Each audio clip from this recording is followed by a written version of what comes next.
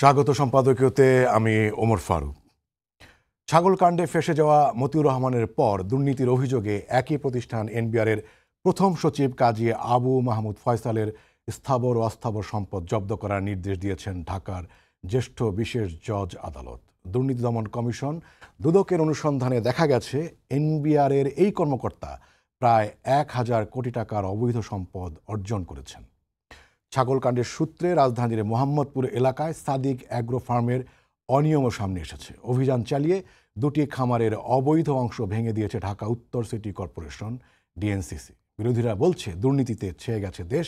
সরকার বলছে অনিয়ম করে রেহাই মিলছে না কারোরই। এ প্রসঙ্গে আজকের সম্পাদকীয় ছাগলকাণ্ড গিট খুলছে দুর্নীতির। আলোচনার জন্য স্টুডিওতে উপস্থিত আছেন S M Kamal Hossain MP, সাংগঠনিক সম্পাদক বাংলাদেশ আওয়ামী লীগ, আছেন সিনিয়র সাংবাদিক সোহরাব হাসান এবং সম্পাদক ইউএনবি ফরিদ হোসেন।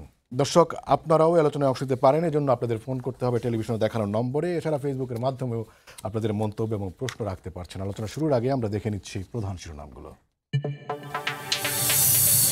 বেগম জিয়াকে স্থায়ী জামিন না দিয়ে সাজা খাটাতে চায় সরকার। অভিযোগ মির্জা ফখরুলের চেয়ারপারসনের মুক্তির আন্দোলন তামাশা, বলছে আওয়ামী লীগ। লক্ষ্য তারেককে ফেরানো। কোমলমতি শিশুদের সুপ্ত প্রতিভা বিকাশে সবাইকে এগিয়ে আসার আহ্বান প্রধানমন্ত্রীর।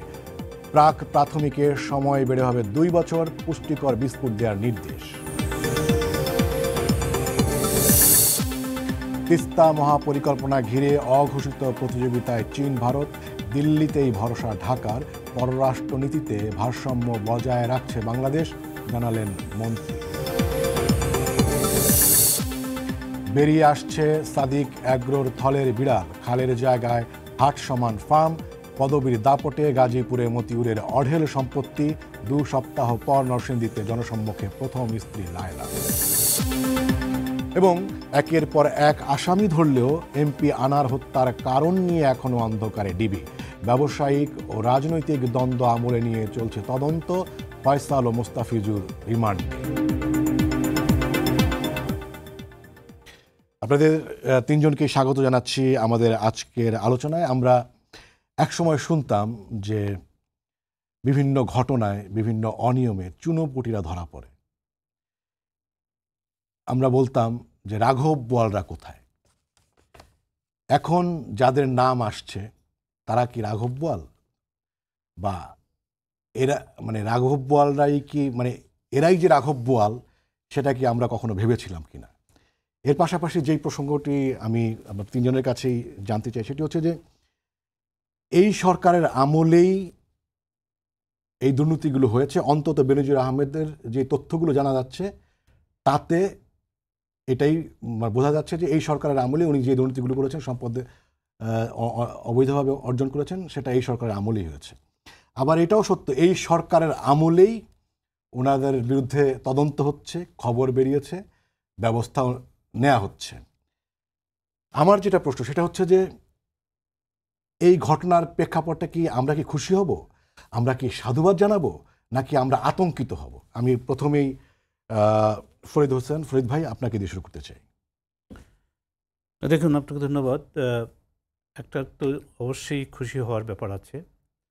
খুশি হওয়ার ব্যাপারটা হচ্ছে যে আমরা এগুলো জানতে পারছি। আগে যে কথাটা আপনি শুরু করলেন চমৎকারভাবে, যে আমরা দেখেছি যে অফিসে কোনো কেরানি বা ডেপুটি সেক্রেটারি বা কোনো নিম্ন পর্যায়ের তাদের ড্রয়ার থেকে হঠাৎ করে গিয়ে কিছু ক্যাশ টাকা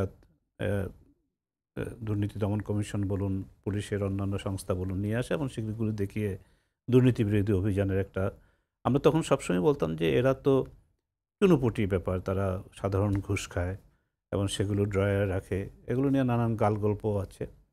কিন্তু রাঘব বোয়ালরা কোথায়, চমৎকার কথা বলেছেন। এবং বেনজিরের ঘটনাটা যখন একটা পত্রিকাতে বেরোলো, সেটা তখন যে কথাটা তারা বলেছিল যে আলাদিনের আশ্চর্য চেরাগ, সেই চেরাগে কেউ ছাড়িয়ে গেছে। অর্থাৎ আলাদিনের চেরাগও বোধহয় এত কিছু সম্ভব বলে মনে হয় না। এখন আমরা একের পর এক যেটা দেখতে পাচ্ছি, সর্বশেষ যেটা নিয়ে খুবই মানুষের মধ্যে প্রশ্ন উঠেছে যে একজন লোকের 7টা পাসপোর্ট, সেটা কি করে সম্ভব, কি করে হয়?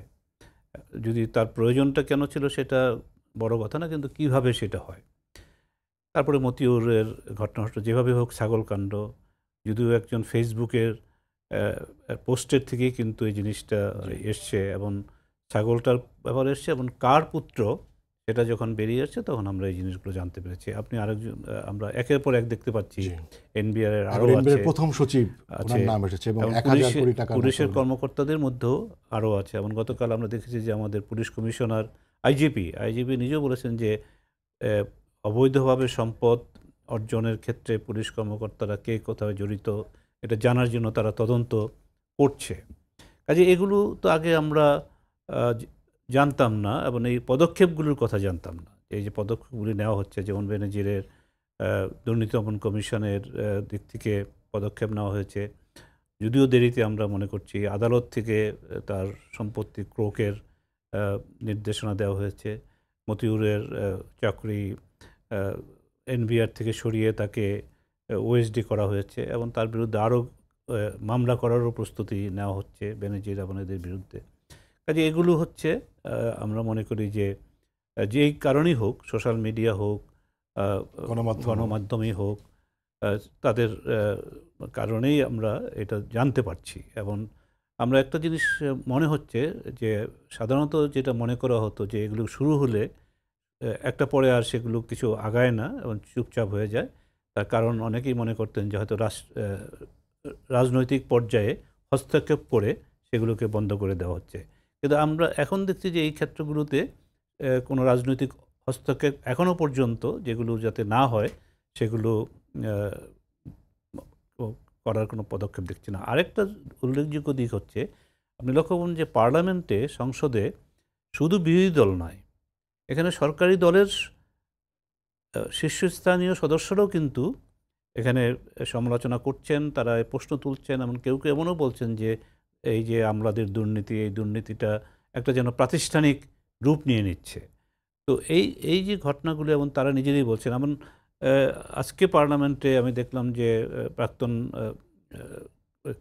আইনমন্ত্রী ছিলেন কামরুল ইসলাম সাহেব, তিনি বলেছেন যে যদি বেনজির এবং মতিউর তাদের যদি ভয় পাওয়ার কিছু না থাকে, তারা যদি দুর্নীতি না করে থাকে, তারা কেন মানে আইনের কাছে যাচ্ছে না, তারা পালিয়ে বেড়াচ্ছে কেন? এটা একটা।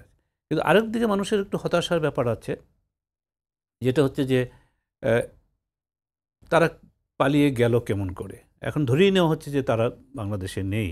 মানে বেনজির তো সেভাবে নেই, কারণ তিনি দুবার তিনি উপস্থিত হননি দুর্নীতি দমন কমিশনে, এবং তার চিঠিটা তিনি দিয়েছেন সেটা আরও অন্যান্য সূত্রে জানা গেছে যিনি বাইরে থেকে এই জিনিসটা তার আইনজীবীর মাধ্যমে দিয়েছেন। এটা একটা। মতিউর রহমানের ব্যাপারে আমি নিশ্চিত জানি না তিনি এখনও বাইরে কিনা বা দেশের ভিতরে আছেন কিনা। এই প্রশ্নগুলি আসছে যে তাহলে তারা গেল কেমন করে, সেখানে কি কোনো মানে সরকারের, প্রশাসনের অন্যত্র বিশেষ ছাড়ের ব্যবস্থা আছে কিনা। আরেকটা জিনিস যেটা হয়েছে যে যেটা বিশেষত বেনজির এবং ইত্যাদির ক্ষেত্রে মানুষের কাছে আরেকটা প্রশ্ন জেগেছে যে এরা কেমন করে এই সাহসটা কোথার থেকে পায়। পুলিশ সার্ভিস অ্যাসোসিয়েশন তারা একটা বিবৃতি দিয়েছে, এবং বিবৃতি তারা প্রথমে গণমাধ্যমকে, শুরু থেকে শেষ পর্যন্ত গণমাধ্যমকেই তারা দায়ী করার চেষ্টা করেছে, এবং সেটাকে তারা নিজেদের কাঁধে নিয়ে নিয়েছে, নিজেদের ঘাড়ে নিয়ে নিয়েছে যে তার পুলিশের ভাবমূর্তি এটাতে নষ্ট হচ্ছে, কাজে এই জিনিসগুলোকে বন্ধ করতে হবে। সেটাও কিন্তু সরকারকে একটা চ্যালেঞ্জ করা। আমি মনে করি যে এটা একটা প্রশাসনের একটা অংশ সরকারের আরেকটা অংশকে চ্যালেঞ্জ করছে, এবং সেটাও কিন্তু দেখুন এখানে এই জায়গাটাই মানে সরকারের জন্য একটা বিব্রতকর অবস্থা। সরকারের জন্য বিব্রতকর অবস্থা যে সরকারের একটা অংশ পুলিশের, তারা একটা অ্যাসোসিয়েশন করে, পেশাজীবী সংগঠন করে, যেটার উপরে গতকাল বাহাউদ্দিন নাসিম সাহেব কিন্তু এই প্রসঙ্গটা তুলেছেন যে পেশাজীবী, মানে তিনি পরোক্ষভাবে এই কথাটা তাদেরকেই মিন করেছেন যে পেশাজীবী সংস্থারও তারা বিবৃতি দিচ্ছে সরকারের এই ধরনের তাদেরকে রক্ষা করার জন্য। আরেকটা ব্যাপার হচ্ছে যে এই যে কর্মকর্তারা এখন তারা কেমন করে করলো, এটা তো সরকারের কেউ এটা নজরে পড়লো না। রাজনৈতিক নেতৃত্বের কাছে কি কোনো সময় এটা কি মানে ধরা পড়লো না? সরকারের তো অনেক সংস্থা আছে, অনেক ধরনের গোয়েন্দা সংস্থা আছে যারা এগুলোকে জানার চেষ্টা করে। একটা সাধারণ মানুষ আপনি ফেসবুকে কিছু করেন বা না করেন, আপনি কোথায় যাচ্ছেন না যাচ্ছেন, আপনি যদি ক্রিটিক হন সরকারের, তখন কিন্তু দেখা যাচ্ছে, বা সরকার বাদ দেন, কোনো সরকারি সংস্থারও মানে সমালোচনা করেন, তাহলে আপনার বিরুদ্ধে দ্রুত তারা ধরে ফেলতে পারছে, আপনাকে শায়েস্তা করার চেষ্টা করতে পারছে, বা আপনাকে হেনস্থা করার চেষ্টা করতে পারছে। তো এই লোকগুলো যে এখানে বসে এই কাজগুলো করছে, একটা জিনিস দেখবেন যে অনেক আগের কথা, আমি ঠিকমতো বলতে পারছি কিনা জানি না, যে দুর্নীতি জিনিসটা বা অবৈধ উপায়ে সম্পদ উপার্জনের ব্যাপারটা অনেকটা আপনি ঢেকে রাখতে পারেন না। এটা অনেকটা প্রেগনেন্সির মতো। আপনার কেউ যদি প্রেগনেন্ট হয়ে যায়, ঢেকে তো নাই, একের পর এক রিসোর্ট হচ্ছে, এটা ঢাকার কোনো উপায় নাই, ফ্যাক্টরি হচ্ছে। এখন একটা করে সেই যে সম্পদগুলি করছে, তার টাকা হচ্ছে, সে সম্পদ কিনছে বেনামে নামে, তাহলে কেউ কি কোনো দিন প্রশ্নটা করতে পারে না যে তুমি এই টাকাটা কোথার থেকে পাচ্ছ? সে যদি বৈধ উপায়ে উপার্জন করে থাকে তাহলে তো ভালো। এটা নিয়ে তো আমাদের কারোর খুব ছোট থেকে একেবারে নিঃস্ব থেকে সম্পদশালী হওয়ার মধ্যে কিন্তু কোনো দোষ নেই। আমরা অনেক সময় যদি বৈধ উপায়ে যদি করে, আমরা তাদেরকে তুলে ধরি, তাদের প্রোফাইল তৈরি করি, সাংবাদিকরা তাদের নিয়ে লেখালেখি করে যে একটা সিন্ডারেলা ফেনোমেনা। আপনি র্যাগস টু রিচেজ, আপনি সেই সিন্ডারেলা যখন আপনার একেবারে হতদরিদ্র থেকে সেই ইয়েতে চলে গেল, কি বলে যে রাজকুমারের সঙ্গে তার বল ডান্সে চলে গেল, সেভাবে ইত্যাদি হলো, সেই কাহিনীগুলো যেটা, তো সেটা তো আমরা তুলে ধরি। কিন্তু যে সাহসটা আমার নাই যে আমি কি করে এই সম্পদ উপার্জন করলাম এবং কিভাবে আমার এই সম্পদ হলো, এবং এই জিনিসগুলো দেখা, এগুলোকে যদি আমরা আরও বেশি খুশি হতাম। আমি কথাটা শেষ করি না, যে আমরা খুশি হচ্ছি, কিন্তু এটা যদি এখনও আমি জানি যে এই জিনিসটা হচ্ছে যে একটা, আমরা আইসবার্গ বলি না, আইসবার্গের শুধু একটা অংশ আমরা দেখতে পাচ্ছি, পানির উপরে যেটা। আমাদের এখানে দুর্নীতির ব্যাপারটা কিন্তু বিশেষত আমলা এবং এদের মধ্যে আপনার এমনভাবে ছড়িয়ে এসেছে যেটা আমরা পুরোটা দেখতে পাচ্ছি না। ফরিদ ভাই, আমি নিশ্চয়ই আপনার কাছে আবার সোহাগ ভাই, আমি আপনার কাছে আসি। মানে আপনার কি মনে হয়, আপনি কি স্বস্তি পাচ্ছেন নাকি আতঙ্ক বোধ করছেন? ধন্যবাদ ফরিদ ভাই এবং কামাল ভাইকে। স্বস্তি পাওয়ার তো কোনো কারণ নেই, এবং এটি বলবো যে আওয়ামী লীগ সরকারের আমলে যে সরকার 2008 সালের নির্বাচনে বিপুল ভোটে, বিশেষ করে তরুণদের ভোটে বিপুল জয় নিয়ে আসছিল, এবং তাদের ঘোষণা ছিল যে দুর্নীতির বিরুদ্ধে শূন্য সহিষ্ণুতা, এবং সরকার যে সব ক্ষেত্রে ব্যর্থ হয়েছে তা নয়। যেমন জঙ্গিবাদের বিরুদ্ধে এই সরকারের সাফল্য স্বীকার করতে হবে, কিন্তু দুর্নীতির বিরুদ্ধে কেন পারল না, এই প্রশ্নটা সামনে আসে। এমনকি মাদকের বিরুদ্ধেও অভিযান কেন সফল হল না, এতগুলো লোক কথিত বন্দুকযুদ্ধে নিহত হওয়ার পরও। আসলে এখানে সদিচ্ছা, সক্ষমতা এবং দৃঢ়তা, রাজনৈতিক সদিচ্ছা, সক্ষমতা, দৃঢ়তা। আবার আমাদের রাজনৈতিক নেতারা, আমলারাও সব কিছু প্রধানমন্ত্রীর উপর ছেড়ে দেন। এখন প্রধানমন্ত্রীর হাতকে এত প্রসারিত যে তিনি এই 64 জেলার প্রতিটি উপজেলা, প্রতিটি ইউনিয়ন পর্যায়ে কোথায় কি হচ্ছে সেটা দেখবেন। এতে একটা সিস্টেম থাকা দরকার, প্রশাসনিক একটা কি বলে কাঠামো, সেই কাঠামোটা কাজ করেনি।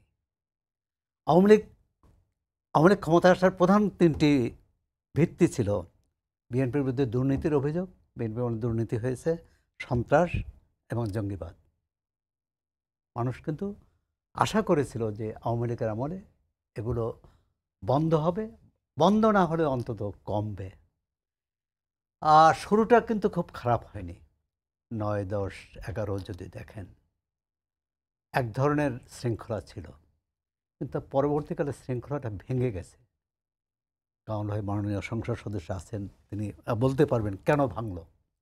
আপনি দেখেন একজন সংসদ সদস্য আনোয়ারুল আজিম আনার, তার বিরুদ্ধে যে সব অভিযোগ, মানে সেটা ভয়াবহ না যে তিনি চোরাচালানের সাথে জড়িত, তিনি স্থানীয় আবার অন্য আওয়ামী লীগারদের বিরুদ্ধে অভিযোগ, আওয়ামী লীগ নেতাদের বিরুদ্ধে যে তারা তার হত্যার কাণ্ডে সহযোগিতা করেছে। তাহলে আপনি দেখুন, একটা হলো প্রশাসনিক দুর্নীতি, আরেকটা হলো রাজনৈতিক দুর্নীতি বা দুর্বৃত্তায়ন। এখন উনি তিনবার এমপি হয়েছেন, উনি বিএনপিতে ছিলেন, বলা হয় যে ছাত্র সমাজ জাতীয় পার্টিতেও ছিলেন, তিনি কিভাবে তার উত্থান কিভাবে হলো। আমরা তো প্রতিদিন আওয়ামী লীগ নেতাদের বক্তৃতা বিবৃতি দেখি যে বিএনপি জামাত বা স্বাধীনতা বিরোধী এদের কখনোই কোনো মানে এদের দেশ থেকে অপসারণ করো, সরিয়ে দাও, কিন্তু কিভাবে তারাই আবার এসে আওয়ামী লীগে জেকে বসে আর এইসব কাণ্ড ঘটায়। যে ঘটনাগুলো আসছে মতিউর, বেনজির বা নতুন আপনি যে সচিবের কথা বললেন, প্রথম সচিব।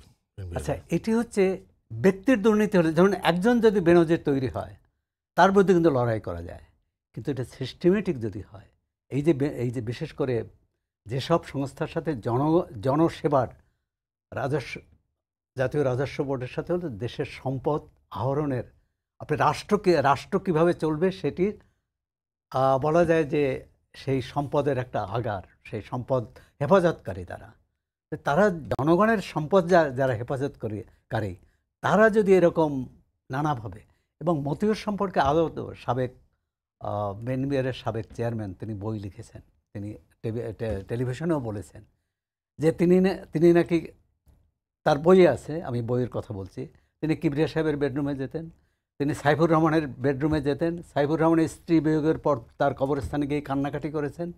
আর গত 15 বছর তত্ত্বাবধায়ক সরকারে আমলে ঘটনা তো জানা যে এনবিআর চেয়ারম্যান তাকে বদলি করেছে চট্টগ্রাম থেকে রাজশাহীতে। 4 জন জেনারেল, সেনাপ্রধান সহ মঈনুল আহমদ সহ তাকে তার কাছে তদবির করেছে যে তার বদলিটা যদি বাতিল করা যায়। তিনি বলেছেন আমাকে বাতিল করে দেন, কারণ আমি মনে করেছি তার যাওয়া উচিত। বরং সেখানে মতিউর রহমান বেশি দিন টিকতে পারেননি, সেটা অন্য কারণে, কিন্তু মতিউর রহমান কিন্তু সেখানে বহাল তবিয়তে আবার চট্টগ্রামে ফিরে গেছে।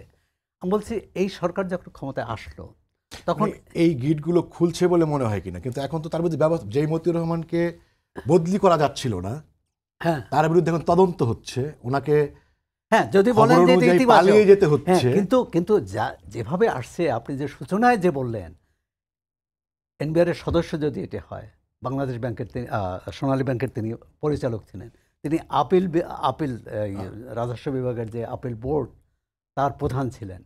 আচ্ছা, তারপর সদস্য প্রথম সচিবের সম্পর্কে বললেন, এরকম যদি আরও বের হয় কতজনের বিরুদ্ধে ব্যবস্থা নেবে? যেটা হওয়া উচিত ছিল, যেটি যাতে তৈরি না হতে পারে, এই দানব ফ্রাঙ্কেনস্টাইন যাতে তৈরি না হতে পারে, সেই ব্যাপারে সরকারের খুব বেশি পদক্ষেপ আছে বলে মনে হয় না। এমনকি ধরুন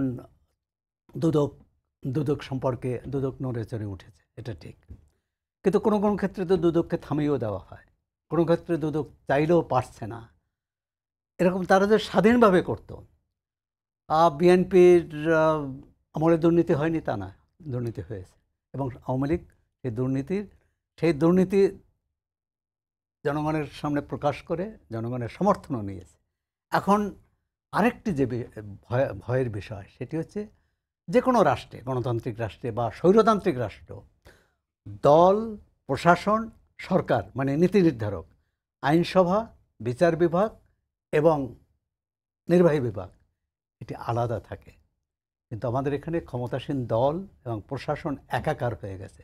বিশেষ করে 2014, 2018 এবং 2024-এর নির্বাচনে আমরা দেখি, 2018 নির্বাচনের পর তো অনেক পুলিশ কর্মকর্তা এসে বলছে যে আমরাই তো ক্ষমতা এনেছি, এবং প্রকাশ্যে বলেছে, আপনি দেখেছেন। তাহলে এরকম যারা বলতে পারে তারা তো ভাবছে যে এই সরকার আমাদের কিছু করতে পারবে না, এই রাজনৈতিক নেতৃত্ব আমাদেরকে বিরুদ্ধে ব্যবস্থা নেবে। আমি মনে করি যে এই যে তাদের স্পর্ধা এই দুর্নীতিকে বাড়িয়ে দিয়েছে। এখন সরকার সেই স্পর্ধাকে কিভাবে নতমুখী করবে, কিভাবে সেটি দমন করবে। হ্যাঁ, এরকম যদি আরও মনে করেন যদি 100 বেনজির বের হয়, সরকারের পক্ষে কঠিন সেটি তাদের বিরুদ্ধে ব্যবস্থা নেওয়া, কারণ তারা তো নানাভাবে প্রভাবশালী। শুধু কি সরকারি কর্মকর্তা, আপনি যারা ব্যাংক থেকে টাকা পয়সা লোপাট করেছে, যারা অন্য অন্য প্রতিষ্ঠান থেকে করেছে, আপনি এই যে সাদেক অ্যাগ্রো বিরুদ্ধে অভিযান চালিয়েছে, খুব ভালো। তো অভিযানটা কতদিন চলবে, কতজনের বিরুদ্ধে নেওয়া হবে? হ্যাঁ, নিলে ভালো, একজন বেনজিরকে যদি শাস্তির আওতায় আনতে পারে আমরা সাধুবাদ জানাবো, কিন্তু অন্য বেনজির যাতে তৈরি না হয় সেই নিশ্চয়তাও কিন্তু জনগণ চাইবে।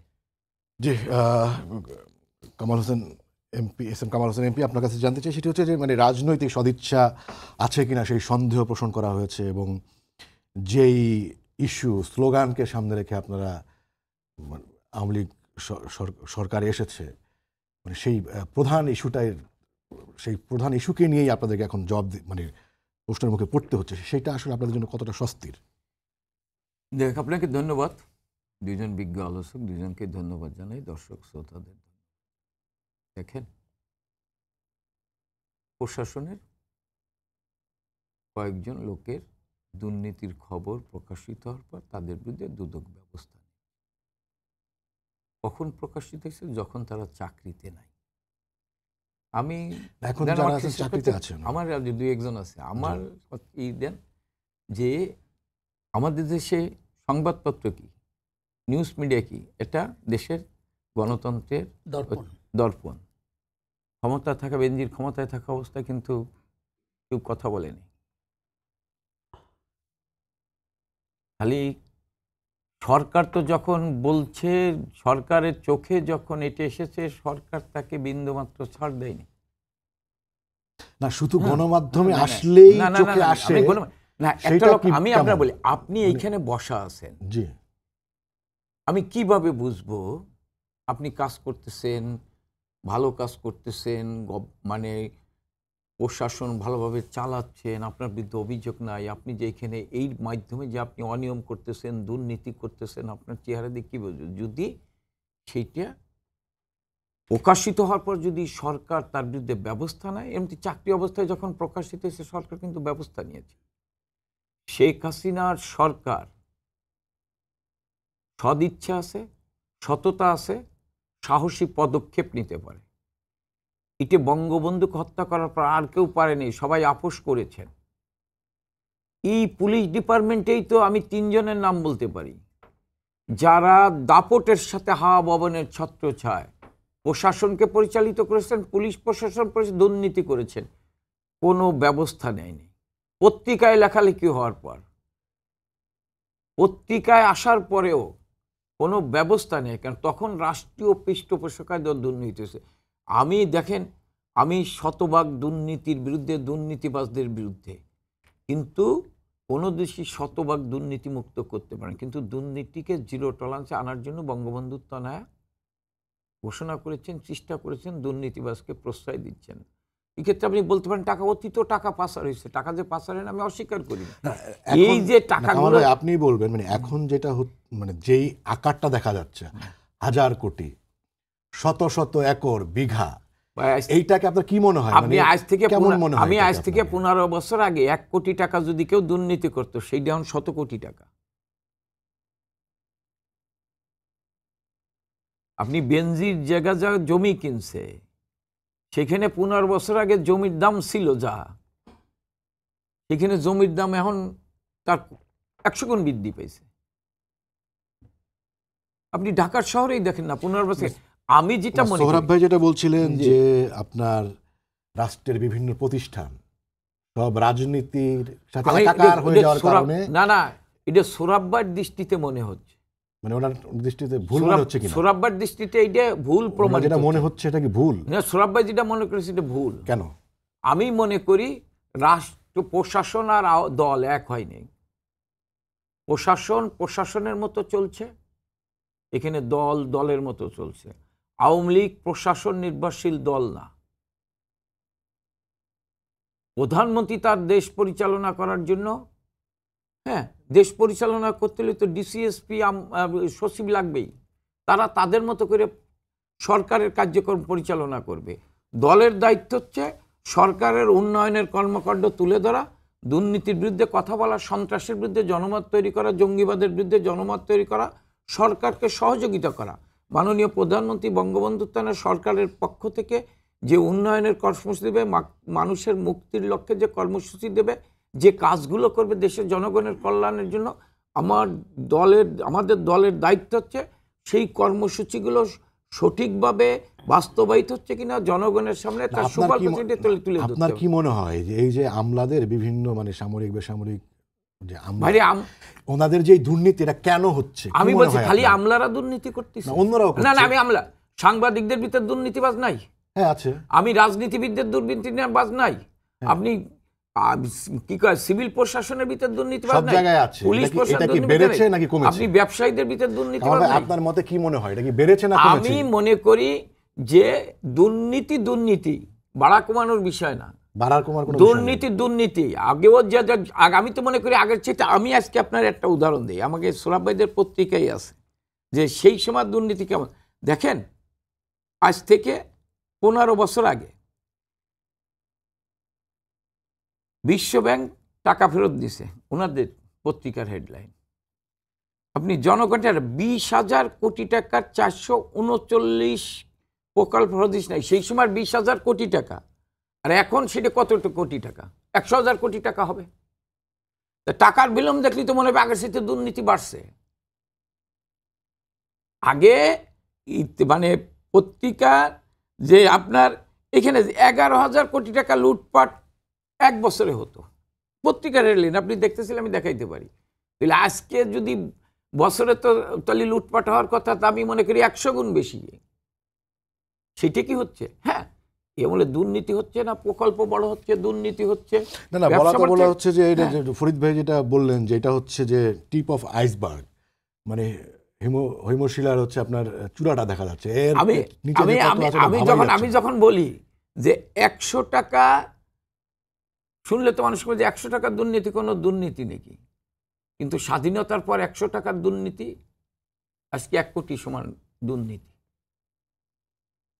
যে লোক স্বাধীনতার সময় 100 কোটি টাকার দুর্নীতি করছে, সে আজকে 100 কোটি টাকার মানে দুর্নীতি আপনি বলতে করছে। চাচ্ছেন যে মানে দুর্নীতি বাড়ে নাই? আমি মনে করি হ্যাঁ, দুর্নীতি বাড়ে নেই, আমি দুর্নীতি কমে নয় বাড়ে নেই, দুর্নীতিবাজকে নিয়ন্ত্রণ করার জন্য এই সরকার দুর্নীতিবাজকে, মানে দুর্নীতি- পার্থক্যটা হচ্ছে দুর্নীতিবাজকে এই সরকার মানে প্রশ্রয় দুর্নীতি দিচ্ছে না। সবসময় ছিল, এখনো আছে, কিন্তু আপনার ব্যবস্থা নিচ্ছেন, এটাই আমরা পার্থক্য। ব্যবস্থা নিচ্ছি, আমরা দুর্নীতিবাজদের বিরুদ্ধে ব্যবস্থা নিচ্ছি, এবং দুর্নীতিবাজরা যাতে দুর্নীতি, আমরা সামাজিক আন্দোলন গড়ে তোলার চেষ্টা করছি। আপনি বলেন তো, অতীতে কোনো সরকারি দলের সংসদ সদস্য পার্লামেন্টে দাঁড়িয়ে বলছেন দুর্নীতির বিরুদ্ধে কথা?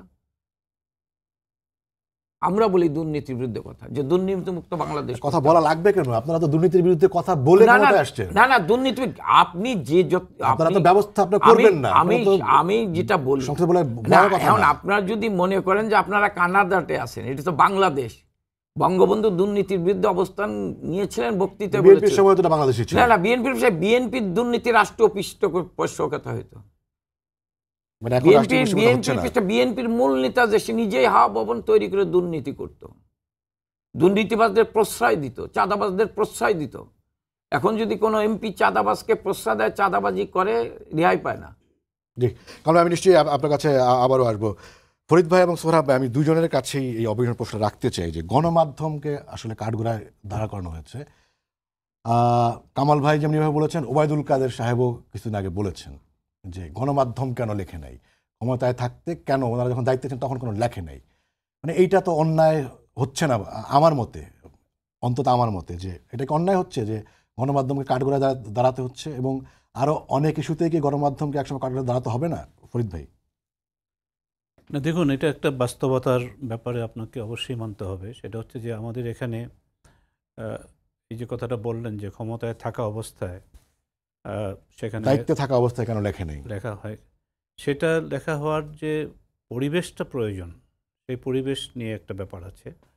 আপনি সেই ধরনের আপনি এটার ফলে যে আপনার একটা প্রত্যাঘাত আসবে, সেটাকে আপনার প্রোটেকশন দেওয়ার মতো অবস্থা আছে কিনা সেটা আপনাকে দেখতে হয়। আরেকটা যেটা হচ্ছে যে না, কিন্তু সাংবাদিকতা মানেই তো হচ্ছে যে ক্ষমতাকে চ্যালেঞ্জ করা, ক্ষমতাকে অ্যাকাউন্টেবল করা। যে 30 সেকেন্ডের কথা বলছি, ফরিদ ভাই যেটা বলছেন শ্রদ্ধা রেখে বলতেছি। আপনি প্রথম আলোর মেয়েটা রোজিনা রোজিনা ইসলাম যখন একটা নিউজ করতে যে তাকে অ্যারেস্ট করা হলো, সেই সময় সাংবাদিকরা ঐক্যবদ্ধ হয়েছে না? আমি সরকারি দল হিসেবে বলবো যে সরকার সেটা করছে, আমি বলবো ঠিক আছে, কিন্তু তারপর আমি বলি যে এইভাবে অ্যারেস্ট করা ঠিক হয়নি। কিন্তু সেই সময় সাংবাদিকরা দাঁড়াইছে না, সব সাংবাদিকরা, দল মত বিশেষ সব সাংবাদিকরা দাঁড়াইছে না, তারপর একটা আলোচনা হয়েছে তো। কিন্তু আজকে যদি ধরেন বেনজির সাহেব দুর্নীতি করছে বা আমি দুর্নীতি করছি, প্রশাসনে কেউ দুর্নীতি করছে, সেইটা আমি ধরলাম যে সরকার ধরতেছে না। যদি পত্রিকায় কোনো রকম সেই নিউজটা হতো, সেই পত্রিকার কাউকে যদি আপনি এই কারণে মৃত্যুতলিত সাংবাদিকরা রাস্তায় নামতে পারত। আমরা যদি সেই সময় সাংবাদিকদের পক্ষে না দাঁড়াইতে পারতাম, তাহলে বলতেন যে আপনারা এই বেনজির সাহেবের পক্ষে বা প্রশাসন, আমি সেম মানে আক্ষরিক কথা বলছি যে আপনি ওর পক্ষে অবস্থান নিয়েছেন, দুর্নীতিবাজদের আপনার রাজনৈতিক দলগুলো অবস্থান নিয়েছেন। জি কমল ভাই, আমি নিশ্চয়ই আপনার কাছে আসবো। জি ফরিদ ভাই, মানে আমরা কি অনেকটা ভীত? আমরা মানে এখন একটা মানে সুন্দর পরিবেশ চাচ্ছি সাংবাদিকতার, সাংবাদিকতা কখনো আসলে সুন্দর পরিবেশ সাপেক্ষ ছিল না, দেখুন, এটা ঠিক যে আপনাকে পরিবেশ তৈরি করে দিবে, আদর্শ একটা অবস্থা তৈরি করে দিবে, তারপরে আপনি লিখবেন, সেটাই সাংবাদিকদের কাজ না। সাংবাদিকরা যেটা বলে যে আমি সাহসিকতার সঙ্গে কাজ করছি, আমরা কোনো কাছে মাথা নত করছি না। অনেক পত্রিকায় দেখবেন যে তার একটা স্লোগান থাকে সেই নির্ভীক সাংবাদিকতার, সেদিক থেকে তো আপনার তা করতেই হবে। এখন আমরা দেখেছি যে পাকিস্তানের সময়ে বা পরবর্তীতে যে আমাদের স্বৈরশাসন এর মধ্যে দিয়ে আমরা গিয়েছি, সামরিক শাসনের মধ্যে দিয়ে গিয়েছি, সেখানেও কিন্তু গণমাধ্যম এবং সাংবাদিকরা খুব সাহসী ভূমিকা পালন করেছে। এটা আপনার ঠিক, কিন্তু আমাদের এখানে আমি যেটা মনে করি, এটা আমার ব্যক্তিগত ব্যাপার হচ্ছে যে আমাদের সাংবাদিকদের মধ্যে যে এক ধরনের অবস্থা যেটা তৈরি হয়েছে, সেটা হচ্ছে যে আমরা সরকারের পক্ষের একটা মানে সাংবাদিক শক্তি, এবং সরকার সেখানে যাই করছে আমরা সেখানে আমাদের সেটাকে আমরা সমর্থন করছি। সরকারকে চোখে আঙ্গুল দিয়ে দেখিয়ে দিচ্ছে না এই জায়গাটা আপনার ভুল হচ্ছে। সেটা কেন? এবং এই যে কেন, সেটা হচ্ছে যে আমাদের নিজেদের যে নৈতিক মানে আমরা নিজের জায়গা নিজেরা ঠিক নেই। সেটাকে আমরা আমাদের নিজেদের কোনো কিছু স্বার্থে সেটাকে আমরা সারেন্ডার করে দিয়েছি। যে আমি একটা এই একটা প্লট পাবো, আমি একটা চাকরি পাবো, আমি একটা সুবিধা পাবো, আমি বিদেশে যেতে পারবো, এই যে কতগুলো ছোটোখাটো, আমরা আপাতত ছোটোখাটো, কিন্তু আমি সেই জিনিসটাকে গুরুত্ব দিচ্ছি। আমাদের যে সাংবাদিকদের নানান ধরনের সংগঠন আছে, আপনি দেখবেন যে সেখানে ওই ধরনের প্রবণতা হয়েছে। আমাদের সাংবাদিকদের অনেক মন্ত্রণালয় ভিত্তিক আপনার সংগঠন আছে, এবং সেখানে কি হয়, সেখানে মন্ত্রীদের সঙ্গে তারা প্রেস কনফারেন্স করে, কিন্তু তারা শুধু শোনে, তারা কিন্তু খুব একটা কঠিন প্রশ্ন সেখানে করে না।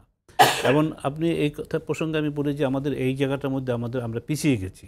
এই যে আমাদের প্রধানমন্ত্রীর যে সংবাদ সম্মেলন হয়, তিনি কিন্তু সব কথা বলেন, সব কথা প্রশ্ন মানে ফেস করেন, কিন্তু আমরা সাংবাদিকরা সেখানে কিন্তু সঠিক প্রশ্নটা উনি তো মানে অনেক বিদেশি সাংবাদিককে ফেস করেন এবং কঠিন প্রশ্ন নেন, কিন্তু নেন এবং তিনি সেটার জবাবও দেন, এবং তিনি কিন্তু সেই জায়গাটার মধ্যে উদার একটা মনোভাব, সাহসিক, নির্ভীক, এবং তিনি কখনোই কিন্তু বলেন না যে না, এর সাথে আমি এই প্রশ্নের জবাব দেব না। কিন্তু আমরা সেই জায়গায় কিন্তু সেই ধরনের প্রশ্ন, এটা আমি বলছি যে সাধারণ মানুষরাও কিন্তু আমাদের কাছে বলে যে আপনারা যে প্রেস কনফারেন্সে যান, তাহলে এইভাবে কেন কথা বলেন, এই প্রশ্নটা আমাদেরকে মানে শুনতে হয়।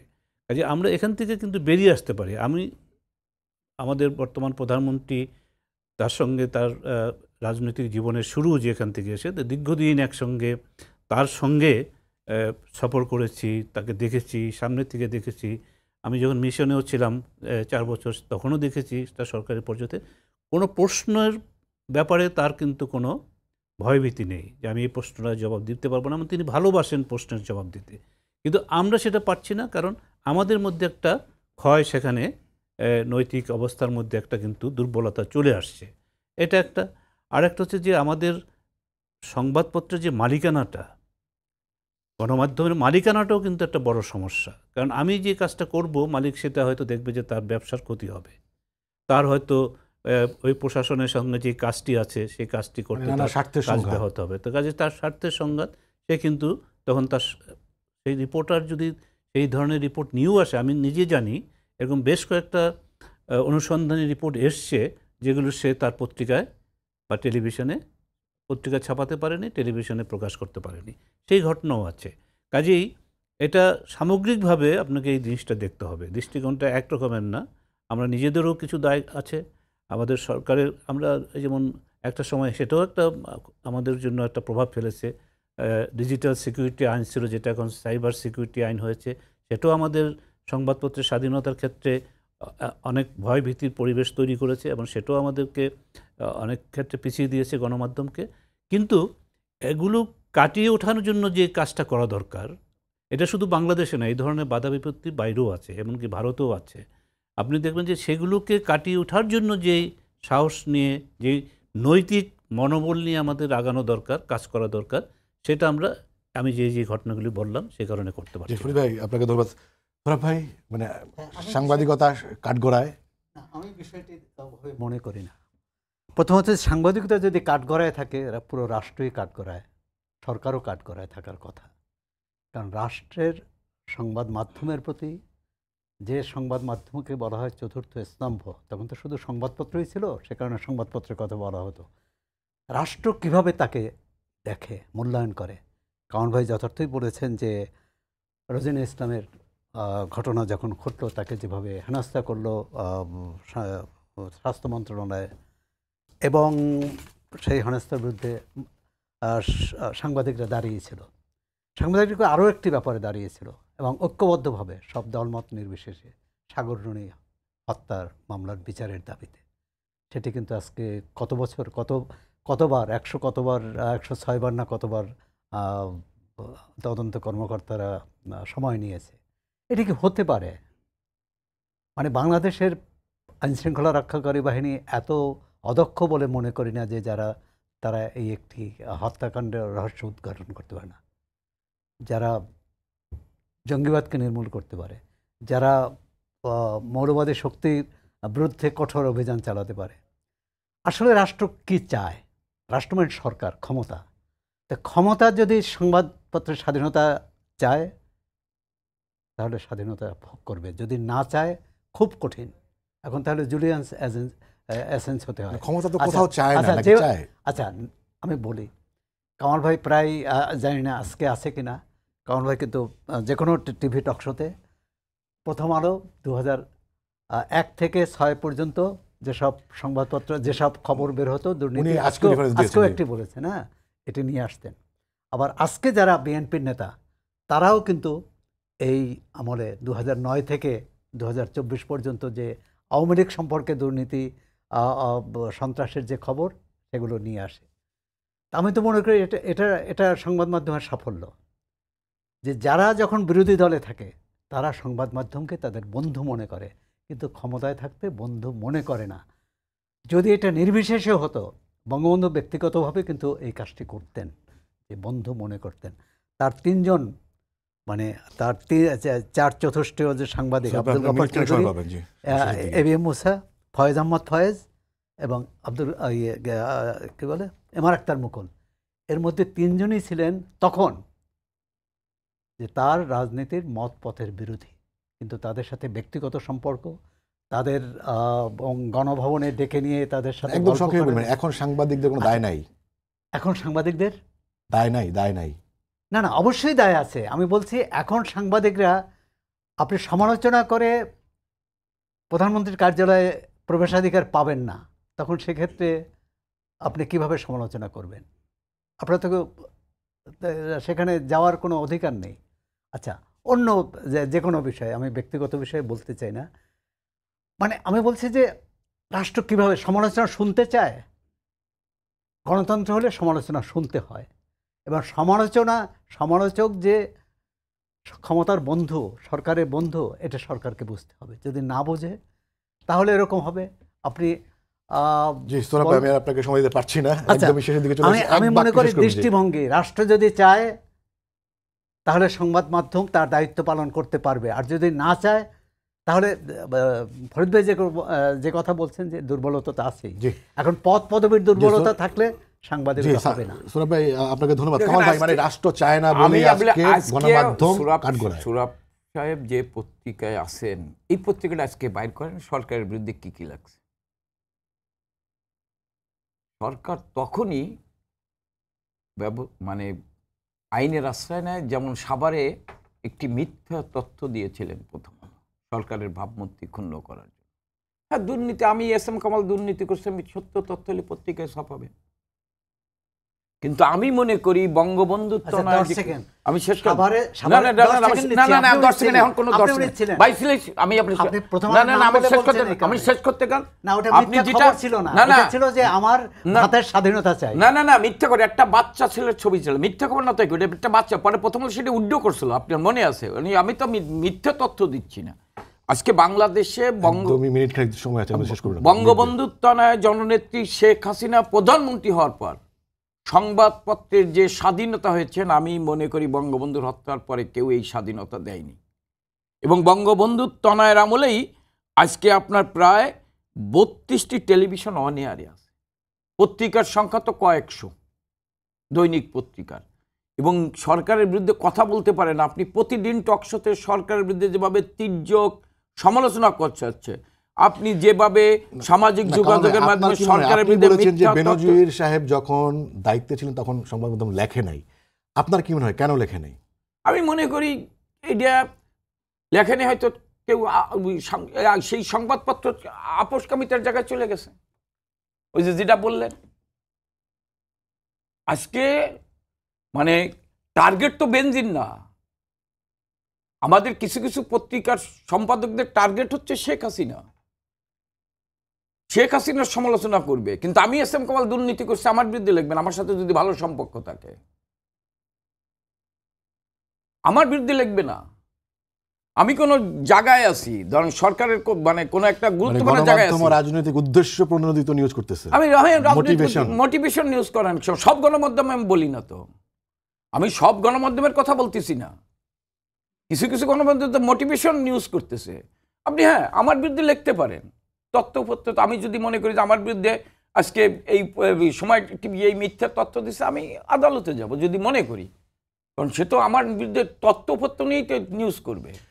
কিন্তু আপনি আজকে শেষ করতে হবে, এক দুই বাক্যে শেষ করুন। জি। আমি যেটা মনে করি যে আমরা সবাই মিলে সরকারের সমালোচনা, আসেন আমরা সবাই মিলে যে সরকারটা এগিয়ে নিয়ে যাচ্ছেন বাংলাদেশটাকে একটি দুর্নীতি মুক্ত, একটি মাদক মুক্ত, একটি সন্ত্রাস মুক্ত, একটি জঙ্গিবাদ মুক্ত বাংলাদেশ গড়তে চাচ্ছে বঙ্গবন্ধু তনয় জননেত্রী শেখ হাসিনা, যেটা আগামী দিনে 2041 সালে যার যার দায়িত্বের জায়গা থেকে যার যার দায়িত্বটা পালন করতে হবে, সামাজিক আন্দোলন গড়ে তুলতে পারি। এবং আমরা যদি আপনাকে ধন্যবাদ আমাদের সময় শেষ, আমি দুঃখিত সময় দিতে পারছি না। দর্শক আপনাদেরও ধন্যবাদ জানাচ্ছি। শেষ করছি আজকে সম্পাদকীয়। আগামীকাল আবারও দেখা হবে রাত 10টায়, দেখার আমন্ত্রণ রইল। শুভরাত্রি।